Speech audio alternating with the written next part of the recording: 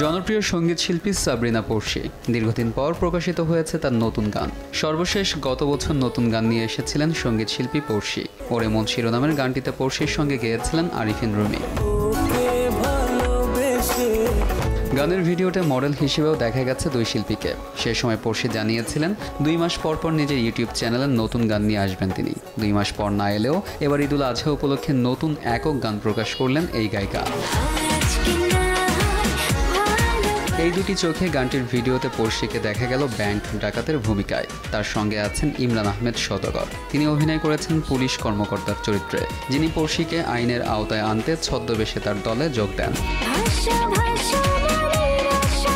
একসময় একে অপরের প্রেমে পড়ে যান তারা। শেষ পর্যন্ত ব্যাংক ডাকাতির পর পড়শিকে গ্রেপ্তার করলেও সবার চোখ ফাঁকি দিয়ে পালিয়ে যান তারা। মিউজিক ভিডিওটি পরিচালনা করেছেন সোহেল রাজ।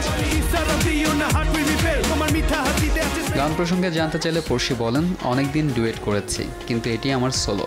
5 বছর আগে গানটির রেকর্ডিং করা হয়। এই গানটি আমার সোলো গান।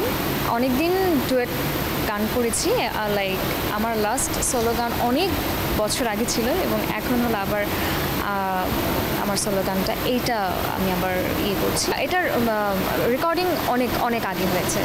It's been 5 years। আমি 5 বছর আগে এটা রেকর্ডিং করা হয়েছে। 5 বছর পরে এসে এই গানটির হলো মিউজিক ভিডিও অ্যান্ড সব কিছু করা হচ্ছে।